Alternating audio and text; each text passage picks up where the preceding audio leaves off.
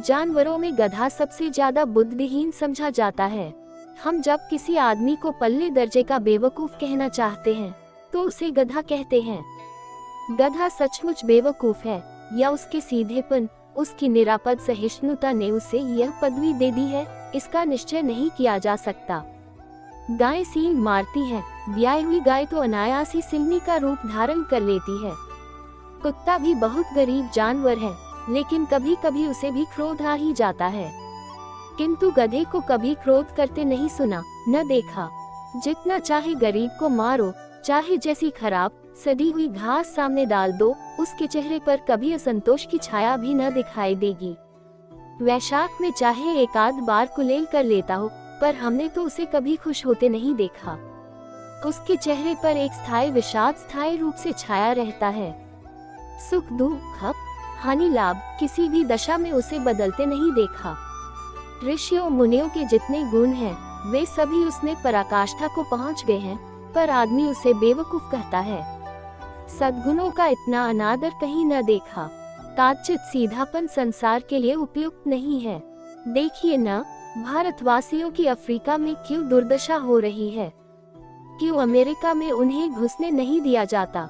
बेचारे शराब नहीं पीते, 4 पैसे कुछ समय के लिए बचा कर रखते हैं, जी तोड़ कर काम करते हैं, किसी से लड़ाई झगड़ा नहीं करते, 4 बातें सुनकर गम खा जाते हैं, फिर भी बदनाम हैं। कहा जाता है वे जीवन के आदर्श को नीचा करते हैं। अगर वे भी ईंट का जवाब पत्थर से देना सीख जाते तो शायद सभ्य कहलाने लगते। जापान की मिसाल समाने है। एक ही विजय ने उसे संसार की सभ्य जातियों में गण्य बना दिया। लेकिन गधे का एक छोटा भाई और भी है जो उससे कम ही गधा है, और वह है बैल। जिस अर्थ में हम गधा का प्रयोग करते हैं, कुछ उसी से मिलते जुलते अर्थ में बछिया के ताव का भी प्रयोग करते हैं। कुछ लोग बैल को शायद बेवकूफों में सर्वश्रेष्ठ कहेंगे, मगर हमारा विचार ऐसा नहीं है। बैल कभी कभी मारता भी है, कभी कभी अडियल बैल भी देखने में आता है, और भी कई रीतियों से अपना असंतोष प्रकट कर देता है, अतः उसका स्थान गधे से नीचा है। झूरी काछी के दोनों बैलों के नाम थे हीरा और मोती। दोनों पछाई जाति के थे, देखने में सुंदर, काम में चौकस, डील में ऊंचे। बहुत दिनों से साथ रहते रहते दोनों में भाईचारा हो गया था। दोनों आमने सामने या आसपास बैठे हुए एक दूसरे से मूक भाषा में विचार विनिमय करते थे। एक दूसरे के मन की बात कैसे समझ जाता था, हम नहीं कह सकते। अवश्य ही उनमें कोई ऐसी गुप्त शक्ति थी जिससे जीवों में श्रेष्ठता का दावा करने वाला मनुष्य वंचित है। दोनों एक दूसरे को चाटकर और सूंघकर अपना प्रेम प्रकट करते। कभी कभी दोनों सींग भी मिला लिया करते थे, विग्रह के नाते से नहीं, केवल विनोद के भाव से, आत्मीयता के भाव से, जैसे दोस्तों में घनिष्ठता होते ही धौल धप्पा होने लगता है। इसके बिना दोस्ती कुछ फुसफुसी, कुछ हल्की सी रहती है, जिस पर ज्यादा विश्वास नहीं किया जा सकता। जिस वक्त ये दोनों बैल हल या गाड़ी में जोत दिए जाते और गर्दन हिला हिलाकर चलते, उस वक्त हर एक की यही चेष्टा होती थी कि ज्यादा से ज्यादा बोझ मेरी ही गर्दन पर रहे। दिन भर के बाद दोपहर या संध्या को दोनों खुलते तो एक दूसरे को चाट चूट कर अपनी थकान मिटा लेते।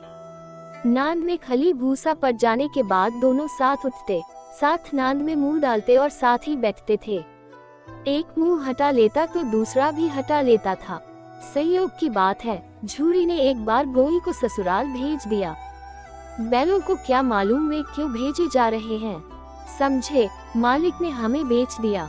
अपना यो बेचा जाना उन्हें अच्छा लगा या बुरा, कौन जाने, पर झूरी के साले गया को घर तक गोई ले जाने में दांतों पसीना आ गया।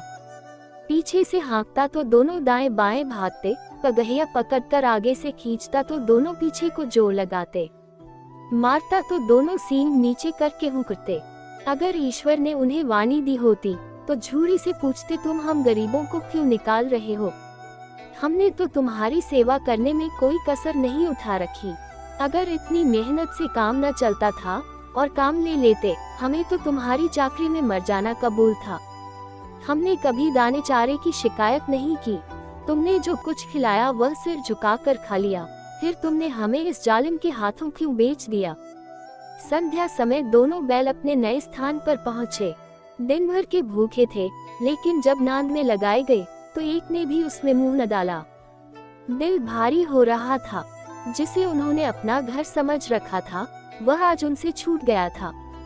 यह नया घर, नया गांव, नए आदमी उन्हें बेगानों से लगते थे। दोनों ने अपनी मूक भाषा में सलाह की, एक दूसरे का कनखियों से देखा और लेट गए। जब गांव में सोता पड़ गया तो दोनों ने जोर मारकर पगहे तुड़ा डाले और घर की तरफ चले। पगहे बहुत मजबूत थे, अनुमान न हो सकता था कि कोई बैल उन्हें तोड़ सकेगा, पर इन दोनों में इस समय दूनी शक्ति आ गई थी। एक एक झटके में रस्सियां टूट गईं। झूरी प्रातः सोकर उठा तो देखा कि दोनों बैल चरनी पर खड़े हैं। दोनों ही गर्दनों में आधा आधा गराव लटक रहा है। घुटने तक पांव कीचड़ से भरे हैं और दोनों की आंखों में विद्रोहमय स्नेह झलक रहा है। झूरी बैलों को देखकर स्नेह से गदगद हो गया। दौड़कर उन्हें गले लगा लिया। प्रेमालिंगन और चुंबन का वह दृश्य बड़ा ही मनोहर था। घर और गांव के लड़के जमा हो गए और तालियां बजा बजाकर उनका स्वागत करने लगे। गांव के इतिहास में ये घटना अभूतपूर्व न होने पर भी महत्वपूर्ण थी। बाल सभा ने निश्चय किया, दोनों पशु वीरों को अभिनंदन पत्र देना चाहिए। कोई अपने घर से रोटियां लाया, कोई गुड़, कोई चोकर, कोई भूसी। एक बालक ने कहा, ऐसे बैल किसी के पास न होंगे। दूसरे ने समर्थन किया, इतनी दूर से दोनों अकेले चले आए। तीसरा बोला, बैल नहीं है, वे उस जन्म के आदमी हैं। इसका प्रतिवाद करने का किसी को साहस न हुआ। झूरी की स्त्री ने बैलों को द्वार पर देखा तो जल उठी। बोली, कैसे नमक हराम बैल है कि एक दिन वहाँ काम न किया, भाग खड़े हुए। झूरी अपने बैलों पर यह आक्षेप न सुन सका, नमक हराम क्यों है, चारा दाना न दिया होगा तो क्या करते। स्त्री ने रोब के साथ कहा, बस तुम ही तो बैलों को खिलाना जानते हो, और तो सभी पानी पिला पिला कर रखते हैं। झूरी ने चिढ़ाया, चारा मिलता तो क्यों भागते। स्त्री चिढ़ी, भागे इसलिए कि वे लोग तुम जैसे बुद्धुओं की तरह बैलों को सहलाते नहीं, खिलाते हैं तो रगड़ कर जोतते भी हैं। ये दोनों ठहरे कामचोर भाग निकले। अब देखूं कहाँ से खली और चोकर मिलता है, सूखे भूसे के सिवा कुछ न दूंगी, खाएं चाहे मरे। वही हुआ। मजूर को बड़ी ताकीद कर दी गई कि बैलों को खाली सूखा भूसा दिया जाए। बैलों ने नांद में मुंह डाला तो फीका फीका, न कोई चिकनाहट न कोई रस। क्या खाएं? आशा भरी आंखों से द्वार की ओर ताकने लगे। झूरी ने मजूर से कहा, थोड़ी सी खली क्यों नहीं डाल देता बे। मालिकन मुझे मार ही डालेंगी। चुराकर डाला। ना दादा, पीछे से तुम भी उन्हीं की सी कहोगे। दूसरे दिन झूरी का साला फिर आया और बैलों को ले चला। अब की उसने दोनों को गाड़ी में जोता। 2-4 बार मोती ने गाड़ी को सड़क की खाई में गिराना चाहा, पर हीरा ने संभाल लिया। वह ज्यादा सहनशील था। संध्या समय घर पहुंचकर उसने दोनों को मोटी रस्सियों से बांधा और कल की शरारत का मजा चखाया।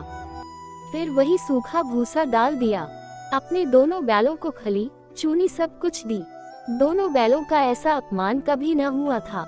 झूरी इन्हें फूल की छड़ी से भी न छूता था। उसकी टिटकार पर दोनों उड़ने लगते थे। यहाँ मार पड़ी।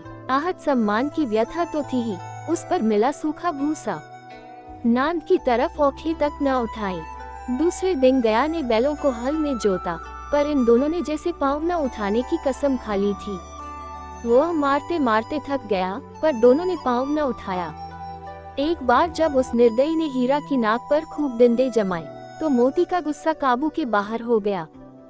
हल लेकर भागा। हल, रस्सी, जुआ, जो सब टूट टाट कर बराबर हो गया। गले में बड़ी बड़ी रस्सियां न होती तो दोनों पकड़ाई में न आते। हीरा ने मूक भाषा में कहा, भागना व्यर्थ है। मोती ने उत्तर दिया, तुम्हारी तो इसने जान ही ले ली थी, अब की बड़ी मार पड़ेगी। कने दो, बैल का जन्म लिया है तो मार से कहां तक बचेंगे। गया 2 आदमियों के साथ दौड़ा आ रहा है। दोनों के हाथों में लाठियां हैं। मोती बोला, कहो तो दिखा दूं कुछ मजा मैं भी। लाठी लेकर आ रहा है। हीरा ने समझाया, नहीं भाई, खड़े हो जाओ, मुझे मारेगा तो मैं भी एक दो को गिरा दूंगा। नहीं, हमारी जाति का ये धर्म नहीं है। मोती दिल में एक कर रह गया। गया आ पहुंचा और दोनों को पकड़ कर ले चला। कुशल हुई कि उसने इस वक्त मारपीट न की, नहीं तो मोती भी पलट पड़ता। उसके तेवर देखकर गया और उसके सहायक समझ गए कि इस वक्त टाल जाना ही मसलहत है। आज दोनों के सामने फिर वही सूखा भूसा लाया गया। दोनों चुपचाप खड़े रहे। घर के लोग भोजन करने लगे। उस वक्त छोटी सी लड़की 2 रोटियां लिए निकली और दोनों के मुंह में देकर चली गई। उस एक रोटी से इनकी भूख तो क्या शांत होती, पर दोनों के हृदय को मानो भोजन मिल गया। यहाँ भी किसी सज्जन का बास है। लड़की भैरों की थी, उसकी माँ मर चुकी थी। सौतेली माँ मारती रहती थी, इसलिए इन बैलों से उसे एक प्रकार की आत्मीयता हो गई थी। दोनों दिन भर जोते जाते, डंडे खाते, अटते, शाम को थान पर बांध दिए जाते और रात वही बालिका उन्हें 2 रोटियां खिला जाती। प्रेम के इस प्रसाद की यह बरकत थी कि 2-2 गाल सूखा भूसा खाकर भी दोनों दुर्बल न होते थे, मगर दोनों की आंखों में रोम रोम में विद्रोह भरा हुआ था। एक दिन मोती ने मूक भाषा में कहा, अब तो नहीं सहा जाता हीरा, क्या करना चाहते हो? एक आध को सीगों पर उठाकर फेंक दूंगा, लेकिन जानते हो वह प्यारी लड़की जो हमें रोटियां खिलाती है उसी की लड़की है जो इस घर का मालिक है। ये बेचारी अनाथ न हो जाएगी तो मालकिन को न फेंक दूं। वही तो उस लड़की को मारती है, लेकिन औरत जात पर सींग चलाना मना है, ये भूले जाते हो। तुम तो किसी तरह निकलने ही नहीं देते। बताओ, तुड़ाकर भाग चलें? हाँ, यह मैं स्वीकार करता, लेकिन इतनी मोटी रस्सी टूटेगी कैसे? इसका उपाय है, पहले रस्सी को थोड़ा सा चबा लो, फिर एक झटके में जाती है। रात को जब बालिका रोटियां खिलाकर चली गई, दोनों रस्सियां चबाने लगे, पर मोटी रस्सी मुंह में न आती थी। बेचारे बार बार जोर लगाकर रह जाते थे। सहसा घर का द्वार खुला और वही बालिका निकली। दोनों सिर झुकाकर उसका हाथ चाटने लगे। दोनों की पूंछें खड़ी हो गईं। उसने उनके माथे सहलाए और बोली, खोले देती हूँ, चुपके से भाग जाओ, नहीं तो यहाँ लोग मार डालेंगे। आज घर में सलाह हो रही है कि इनकी नाकों में नाक डाल दी जाए। उसने गराव खोल दिया, पर दोनों चुपचाप खड़े रहे। मोती ने अपनी भाषा में पूछा, अब चलते क्यों नहीं? हीरा ने कहा, चले तो, लेकिन कल इस अनाथ पर आफत आएगी, सब इसी पर संदेह करेंगे। सहसा बालिका चिल्लाई, दोनों फूफा वाले बैल भागे जा रहे हैं। ओ दादा, दोनों बैल भागे जा रहे हैं, जल्दी दौड़ो। गया हड़बड़ाकर भीतर से निकला और बैलों को पकड़ने चला। वे दोनों भागे। गया ने पीछा किया और भी तेज हुए। गया ने शोर मचाया, फिर गांव के कुछ आदमियों को भी साथ लेने के लिए लौटा। दोनों मित्रों को भागने का मौका मिल गया, सीधे दौड़ते चले गए, यहाँ तक कि मार्ग का ज्ञान न रहा। जिस परिचित मार्ग से आए थे उसका यहाँ पता न था। नए नए गांव मिलने लगे। तब दोनों एक खेत के किनारे खड़े होकर सोचने लगे, अब क्या करना चाहिए। हीरा ने कहा, मालूम होता है राह भूल गए, तुम भी बेतहाशा भागे, वहीं उसे मार गिराना था। उसे मार गिराते तो दुनिया क्या कहती, वो अपना धर्म छोड़ दे, लेकिन हम अपना धर्म क्यों छोड़ें। दोनों भूख से व्याकुल हो रहे थे। खेत में मटर खड़ी थी, चरने लगे, रह रहकर आहट ले लेते थे, कोई आता तो नहीं है। जब पेट भर गया, दोनों ने आजादी का अनुभव किया तो मस्त होकर उछलने कूदने लगे। पहले दोनों ने डकार ली, फिर सींग मिलाए और एक दूसरे को ठेलने लगे। मोती ने हीरा को कई कदम हटा दिया, यहाँ तक कि वह खाई में गिर गया। तब उसे भी क्रोध आया, संभल कर उठा और फिर मोती से भिड़ गया। मोती ने देखा खेल में झगड़ा हुआ चाहता है तो किनारे हट गया। अरे यह क्या, कोई सांड दौड़ता चला आ रहा है। हाँ, सांड ही है। वह सामने आ पहुंचा। दोनों मित्र बगले झांक रहे हैं। सांड पूरा हाथी है, उससे भिड़ना जान से हाथ धोना है, लेकिन न भिड़ने पर भी जान बचती नहीं नजर आती। इन्हीं की तरफ आ भी रहा है। कितनी भयंकर सूरत है। मोती ने मूक भाषा में कहा, बुरे फंसे, जान बचेगी, कोई उपाय सोचो। हीरा ने चिंतित स्वर में कहा, अपने घमंड से फूला हुआ है, आरजू विनती न सुनेगा, भाग क्यों न चलें। भागना कायरता है, तो फिर यही मरो। बंदा तो 9 2 11 होता है, और जो 2 आए तो फिर कोई उपाय सोचो जल्द। उपाय यही है कि उस पर दोनों जने एक साथ चोट करें। मैं आगे से रगेदता हूँ, तुम पीछे से रगेदो, दोहरी मार पड़ेगी तो भाग खड़ा होगा। मेरी ओर झपटे, तुम बगल से उसके पेट में सींग घुसत देना। जान जोखिम है, पर दूसरा उपाय नहीं है। दोनों मित्र जान हथेलियों पर लेकर लपके। सांड को भी संगठित शत्रुओं से लड़ने का तजर्बा न था। वह तो एक शत्रु से मल्लयुद्ध करने का आदी था। जो ही हीरा पर झपटा, मोती ने पीछे से दौड़ाया। सांड उसकी तरफ मुड़ा तो हीरा ने रगेदा। सांड चाहता था कि एक एक करके दोनों को गिरा ले, पर ये दोनों भी उस्ताद थे, उसे वह अवसर न देते थे। एक बार सांड झल्लाकर हीरा का अंत कर देने के लिए चला कि मोती ने बगल से आकर पेट में सींग भोंक दी। सांड क्रोध में आकर पीछे फिरा तो हीरा ने दूसरे पहलू में सींग भोंक दिया। आखिर बेचारा जख्मी होकर भागा और दोनों मित्रों ने दूर तक उसका पीछा किया, यहाँ तक कि सांड बेदम होकर गिर पड़ा। तब दोनों ने उसे छोड़ दिया।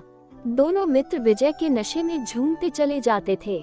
मोती ने अपनी सांकेतिक भाषा में कहा, मेरा तो जी चाहता था कि बच्चा को मार ही डालूं। हीरा ने तिरस्कार किया, गिरे हुए बैरी पर सींग न चलाना चाहिए, ये सब ढोंग है। बैरी को ऐसा मारना चाहिए कि फिर न उठे। अब घर कैसे पहुँचेंगे वह सोचो, पहले कुछ खा लें तो सोचें। सामने मटर का खेत था ही। मोती उसमें घुस गया। हीरा मान करता रहा, पर उसने एक न सुनी। अभी 2-4 ग्रास खाए थे कि 2 आदमी लाठियां लिए दौड़ पड़े और दोनों मित्रों को घेर लिया। हीरा तो मेट पर था, निकल गया। मोती सींचे हुए खेत में था, उसके खुर कीचड़ में धंसने लगे, न भाग सका। पकड़ लिया। हीरा ने देखा संगी संकट में है तो लौट पड़ा, फंसेंगे तो दोनों फंसेंगे। रखवालों ने उसे भी पकड़ लिया। प्रातःकाल दोनों मित्र कांजी हाउस में बंद कर दिए गए। दोनों मित्रों को जीवन में पहली बार ऐसा साबिका पड़ा कि सारा दिन बीत गया और खाने को एक तिनका भी न मिला। समझ ही में न आता था ये कैसा स्वामी है। इससे तो गया फिर भी अच्छा था। यहाँ कई भैंसें थी, कई बकरियां, कई घोड़े, कई गधे, पर किसी के सामने चारा न था। सब जमीन पर मुर्दों की तरह पड़े थे। कई तो इतने कमजोर हो गए थे कि खड़े भी नहीं हो सकते थे। सारा दिन दोनों मित्र फाटक की ओर टकटकी लगाए ताकते रहे, पर कोई चारा लेकर आता न दिखाई दिया। तब दोनों ने दीवार की नमकीन मिट्टी चाटनी शुरू की, पर इससे क्या तृप्ति होती। रात को भी जब कुछ भोजन न मिला तो हीरा के दिल में विद्रोह की ज्वाला दहक उठी।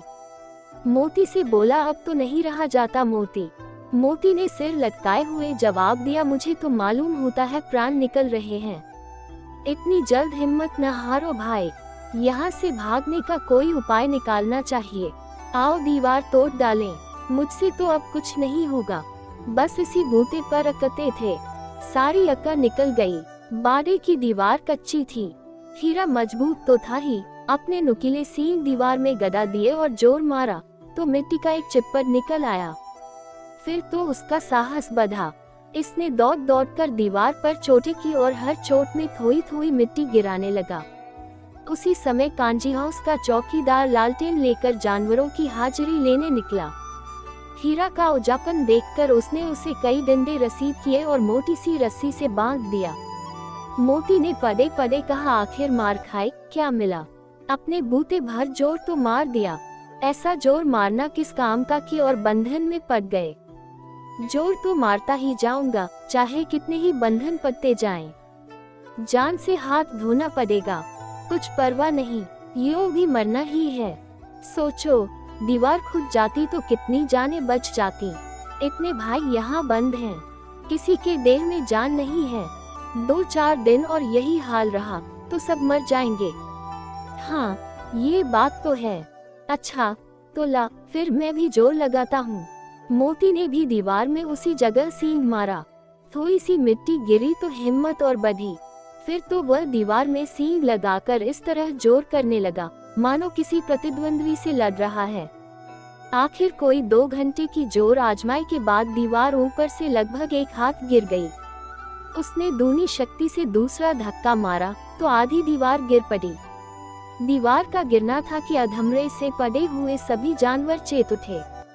तीनों घोड़ियां सरपट भाग निकलीं, फिर बकरियां निकलीं, इसके बाद भैंसें भी खिसक गईं, पर गधे अभी तक ज्यों के त्यों खड़े थे। हीरा ने पूछा, तुम दोनों क्यों नहीं भाग जाते? एक गधे ने कहा, जो कहीं फिर पकड़ लिए जाएं, तो क्या हरज है, अभी तो भागने का अवसर है। हमें तो डर लगता है, हम यहीं पड़े रहेंगे। आधी रात से ऊपर जा चुकी थी। दोनों गधे अभी तक खड़े सोच रहे थे कि भागे या न भागे। मोती अपने मित्र की रस्सी तोड़ने में लगा हुआ था। जब वह हार गया तो हीरा ने कहा, तुम जाओ, मुझे यहीं पड़ा रहने दो, शायद कहीं भेंट हो जाए। मोती ने आंखों में आंसू लाकर कहा, तुम मुझे इतना स्वार्थी समझते हो हीरा? हम और तुम इतने दिनों एक साथ रहे हैं, आज तुम विपत्ति में पड़ गए तो मैं तुम्हें छोड़कर अलग हो जाऊं। हीरा ने कहा, बहुत मार पड़ेगी, लोग समझ जाएंगे ये तुम्हारी शरारत है। मोती गर्व से बोला, जिस अपराध के लिए तुम्हारे गले में बंधन पड़ा, उसके लिए अगर मुझ पर मार पड़े तो क्या चिंता। इतना तो हो ही गया कि 9-10 प्राणियों की जान बच गई, वे सब तो आशीर्वाद देंगे। ये कहते हुए मोती ने दोनों गधों को सींगों से मार मार कर बाड़े के बाहर निकाला और तब अपने बंधु के पास आकर सो रहा। भोर होते ही मुंशी और चौकीदार तथा अन्य कर्मचारियों में कैसी खलबली मची, इसके लिखने की जरूरत नहीं। बस इतना ही काफी है कि मोती की खूब मरम्मत हुई और उसे भी मोटी रस्सी से बांध दिया। 1 सप्ताह तक दोनों मित्र बंधे पड़े रहे। किसी ने चारे का एक त्रिल भी न डाला। हाँ, एक बार पानी दिखा दिया जाता था, यही उनका आधार था। दोनों इतने दुर्बल हो गए थे कि उठा तक न जाता, ठठरियां निकल आई थी। एक दिन बाड़े के सामने डुबकी बजने लगी और दोपहर होते होते वहाँ 50-60 आदमी जमा हो गए। तब दोनों मित्र निकाले गए और उनकी देखभाल होने लगी। लोग आकर उनकी सूरत देखते और मन फीका करके चले जाते। ऐसे मृतक बैलों का कौन खरीदार होता। सहसा एक दधील आदमी, जिसकी आंखें लाल थीं और मुद्रा अत्यंत कठोर, आया और दोनों मित्रों के कूल्हों में उंगली गोदकर मुंशी जी से बातें करने लगा। उसका चेहरा देखकर अंतर्ज्ञान से दोनों मित्रों के दिल कांप उठे। वो कौन है और उन्हें क्यों टटोल रहा है, इस विषय में उन्हें कोई संदेह न हुआ। दोनों ने एक दूसरे को भीत नेत्रों से देखा और सिर झुका लिया। हीरा ने कहा गया कि घर से नाहक भागे, अब जान न बचेगी। मोती ने अश्रद्धा के भाव से उत्तर दिया, कहते हैं भगवान सबके ऊपर दया करते हैं, उन्हें हमारे ऊपर क्यों दया नहीं आती। भगवान के लिए हमारा मरना जीना दोनों बराबर है। चलो अच्छा ही है, कुछ दिन उसके पास तो रहेंगे। एक बार भगवान ने उस लड़की के रूप में हमें बचाया था, क्या अब न बचाएंगे। यह आदमी छुरी चलाएगा, देख लेना, तो क्या चिंता है। मांस, खाल, सींग, हड्डी सब किसी न किसी काम आ जाएगी। नीलाम हो जाने के बाद दोनों मित्र उस दधियल के साथ चले। दोनों की बोटी बोटी कांप रही थी, बेचारे पांव तक न उठा सकते थे, पर भय के मारे गिरते पत्ते भागे जाते थे, क्योंकि वह जरा भी चाल धीमी हो जाने पर जोर से डंडा जमा देता था। राह में गाय बैलों का रेवड़ हरे हरे हार में चरता नजर आया। सभी जानवर प्रसन्न थे, चिकने चपल, कोई उछलता था, कोई आनंद से बैठा पागुर करता था। कितना सुखी जीवन था इनका, पर कितने स्वार्थी है सब। किसी को चिंता नहीं कि उनके 2 भाई बधिक के हाथ पड़े कैसे दुखी हैं। सहसा दोनों को ऐसा मालूम हुआ कि यह परिचित राह है। हाँ, इसी रास्ते से गया उन्हें ले गया था। वही खेत, वही बाग, वही गांव मिलने लगे। प्रतिक्षण उनकी चाल तेज होने लगी। सारी थकान, सारी दुर्बलता गायब हो गई। आह, ये लो, अपना ही हार आ गया। इसी कुएं पर हम पुर चलाने आया करते थे, यही कुआं है। मोती ने कहा, हमारा घर नगीच आ गया। हीरा बोला, भगवान की दया है, मैं तो अब घर भागता हूँ, ये जाने देगा, इसे मार गिरता हूँ। नहीं नहीं, दौड़कर थान पर चलो, वहाँ से हम आगे न जाएंगे। दोनों उन्मत्त होकर बछड़ों की भांति कुलेले करते हुए घर की ओर दौड़े। वो हमारा थान है। दोनों दौड़कर अपने थान पर आए और खड़े हो गए। दाधियल भी पीछे पीछे दौड़ा चला आता था। झूरी द्वार पर बैठा धूप खा रहा था। बैलों को देखते ही दौड़ा और उन्हें बारी बारी से गले लगाने लगा। मित्रों की आंखों में आनंद के आंसू बहने लगे। एक झूरी का हाथ चाट रहा था। दाधियल ने जाकर बैलों की रस्सियां पकड़ ली। झूरी ने कहा, मेरे बैल हैं। तुम्हारे बैल कैसे? मैं मवेशी खाने से नीलाम लिए आता हूँ। मैं तो समझता हूँ चुराए लिए आते हो। चुपके से चले जाओ। मेरे बैल हैं, मैं बेचूंगा तो बिकेंगे। किसी को मेरे बैल नीलाम करने का क्या अख्तियार है? जाकर थाने में रपट कर दूंगा। मेरे बैल हैं, इसका सबूत यह है कि मेरे द्वार पर खड़े हैं। दाधियल झल्लाकर बैलों को जबरदस्ती पकड़ ले जाने के लिए बढ़ा। उसी वक्त मोती ने सींग चलाया। दाधियल पीछे हटा। मोती ने पीछा किया। दाधियल भागा। मोती पीछे दौड़ा। गांव के बाहर निकल जाने पर वह रुका, पर खड़ा दाधियल का रास्ता देख रहा था। दाधियल दूर खड़ा धमकियां दे रहा था, गालियां निकाल रहा था, पत्थर फेंक रहा था, और मोती विजयी शूर की भांति उसका रास्ता रोके खड़ा था। गांव के लोग ये तमाशा देखते थे और हंसते थे। जब दाधियल हार कर चला गया तो मोती अकड़ता हुआ लौटा। हीरा ने कहा, मैं डर रहा था कि कहीं तुम गुस्से में आकर मार न बैठो। अगर वह मुझे पकड़ता तो मैं बेमारे न छोड़ता। अब न आएगा, आएगा तो दूर ही से खबर लूंगा। देखूं कैसे ले जाता है। जो गोली मरवा दे, मर जाऊंगा, पर उसके काम तो न आऊंगा। हमारी जान को कोई जान नहीं समझता, इसलिए कि हम इतने सीधे हैं। जरा देर में नांदों में खली, भूसा, चोकर और दाना भर दिया गया और दोनों मित्र खाने लगे। झूरी खड़ा दोनों को सहला रहा था और बीसों लग के तमाशा देख रहे थे। सारे गांव में उत्साह सा मालूम होता था। उसी समय मालकिन ने आकर दोनों के माथे चूम लिए।